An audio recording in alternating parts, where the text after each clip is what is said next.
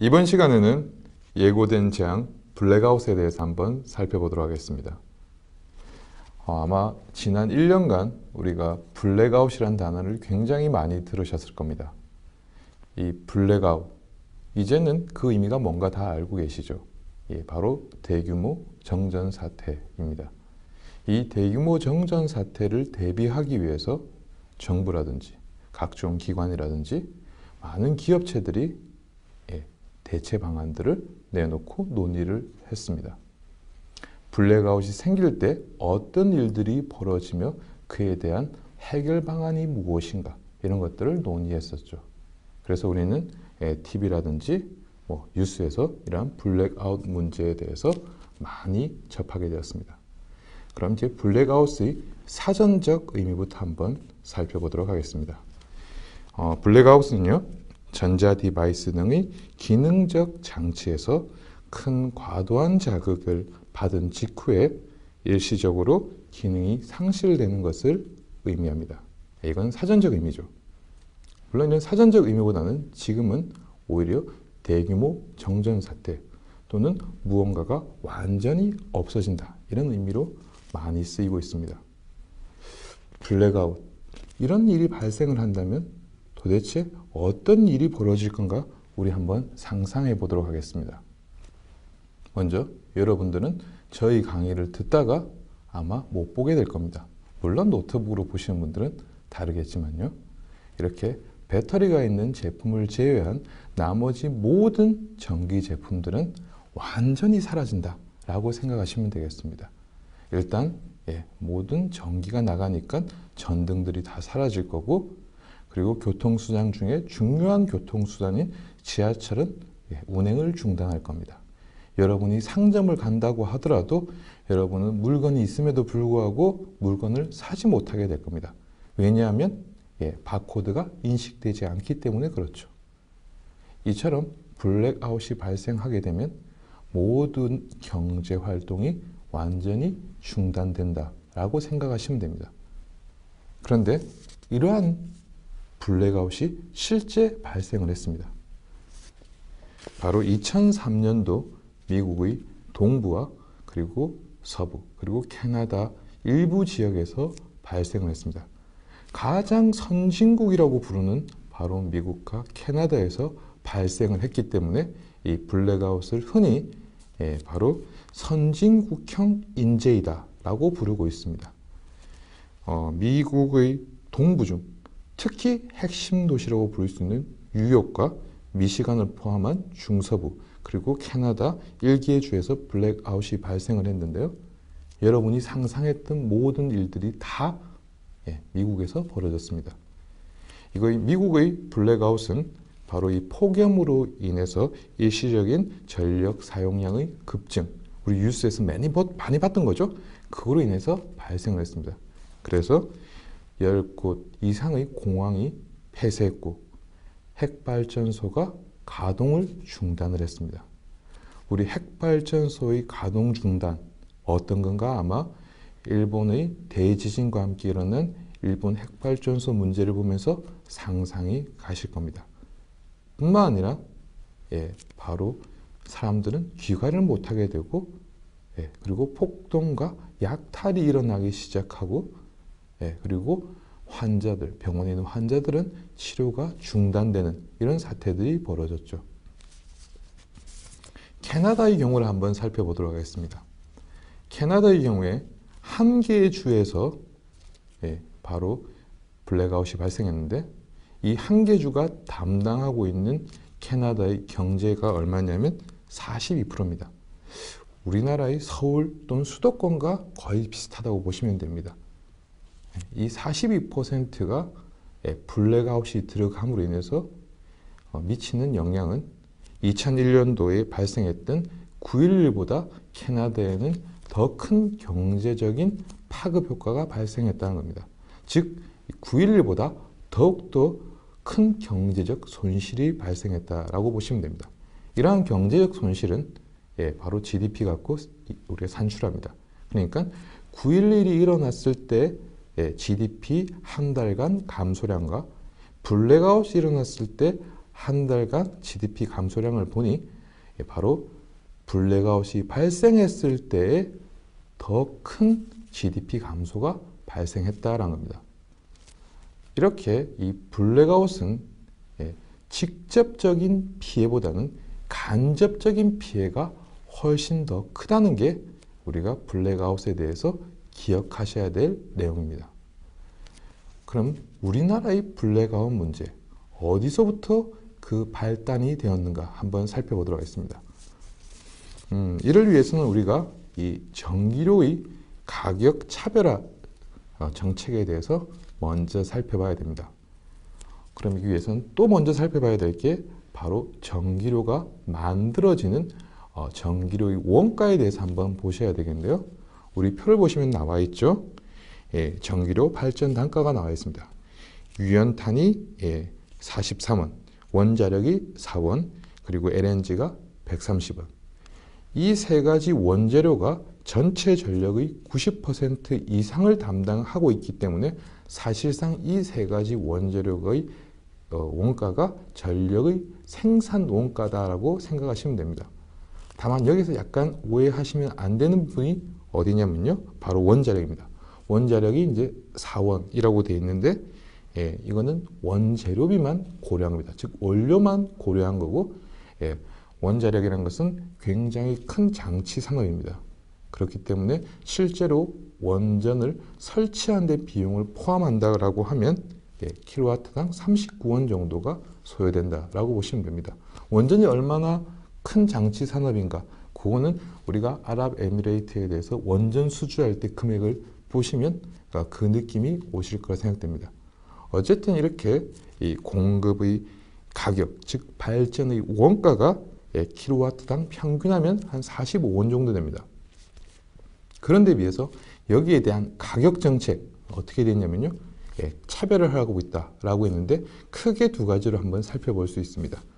바로 이제 가정용 전력과 산업용 전력 이렇게 나누어지죠.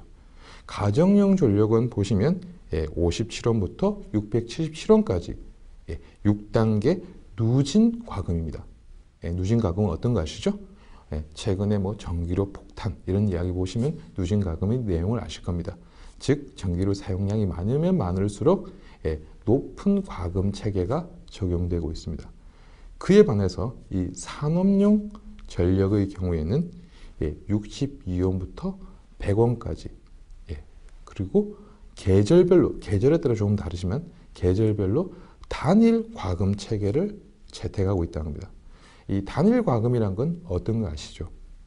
아무리 사용해도 똑같이 62원이 적용되면 62원만으로 과금하겠다라는 겁니다.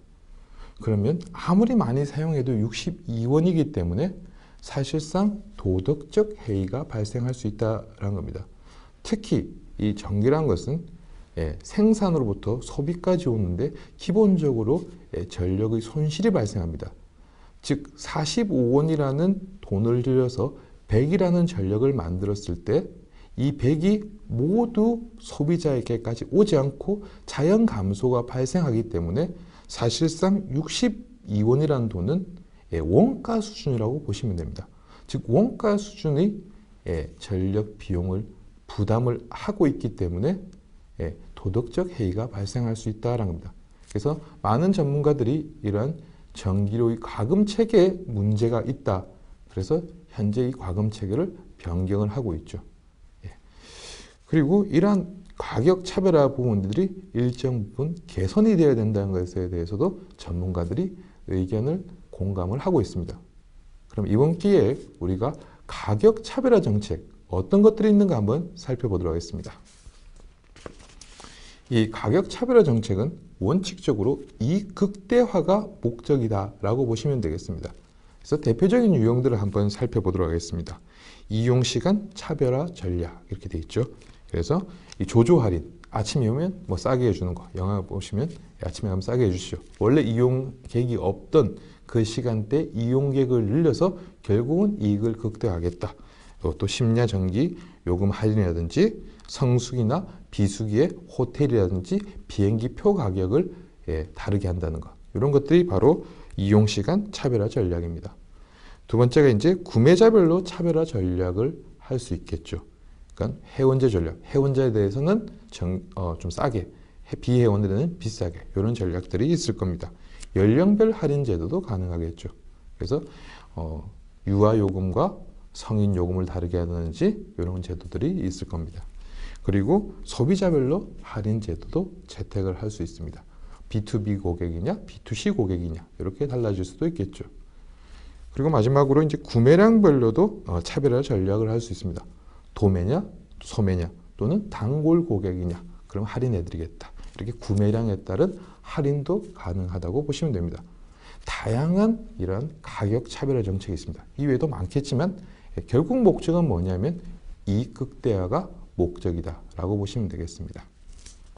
우리 잠깐 이 가격 차별화 정책에 대해서 한번 살펴보셨고요. 다시 한번 돌아가서 그러면 이 블랙아웃에 대한 합리적인 해결 방안이 무언가 없을까? 그래서 이제 몇 가지를 한번 우리 논의하도록 하겠습니다. 첫 번째, 정부에서 계속 이야기하고 있는 거죠. 바로 에너지 전략 부분입니다. 일본의 경우에는 이 의무 절전을 하고 있습니다. 의무 절전을 할 수도 있고 지금 현재 국내에서 하고 있는 캠페인 형태의 이 자발전, 절전 등 다양한 방법을 통해서 결국은 에너지에 대한 전략을 해야 된다. 이게 가장 최선의 선택입니다. 최선의 선택이죠. 두 번째는 이 왜곡된 이 가격 차별화의 정상화를 볼 수가 있습니다.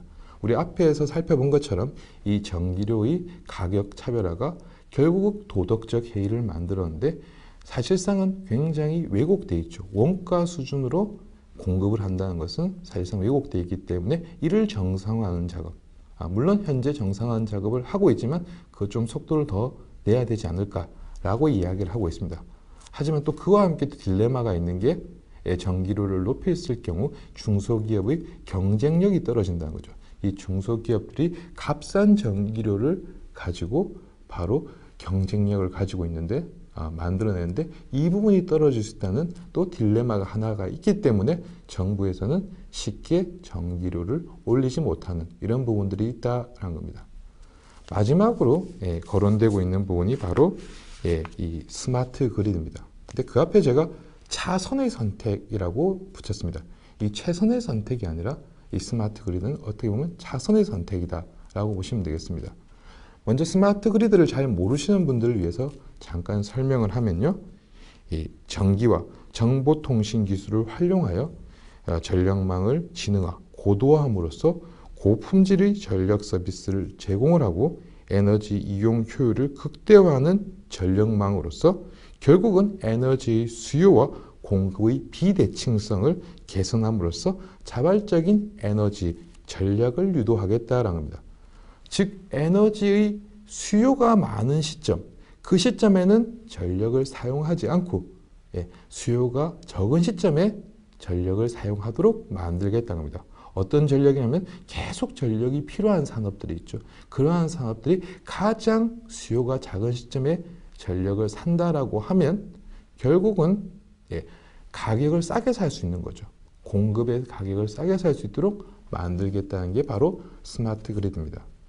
하지만 이 부분도 IT 장비가 들어가야 됩니다. 결국 투자가 일어나야 되는 거죠. 그러니까 차선의 선택밖에 되지 않는다는 겁니다. 우리가 태양광이라든지 이 풍력이라든지 조력 같은 경우에 우리 차세대 에너지로 곽광을 받았는데 그 산업 자체가 별로 성장을 하지 못했죠. 왜 그러냐면 생산 원가가 너무 높아서 그렇습니다. 마찬가지입니다. 스마트 그리드도 IT 장비가 들어가기 때문에 결국은 이러한 스마트 그리드를 통해서 바로 전략할 수 있는 에너지와 스마트 그리드를 통해서 우리가 투자하는 돈과 비교를 해서 선택을 해야 된다는 문제점이 있다는 겁니다. 그래서 이 스마트 그리드 차선의 선택이다 라고 보시면 되겠습니다. 우리 이렇게 해서 이 예고된 재앙 블랙아웃에 대해서 한번 살펴보셨습니다.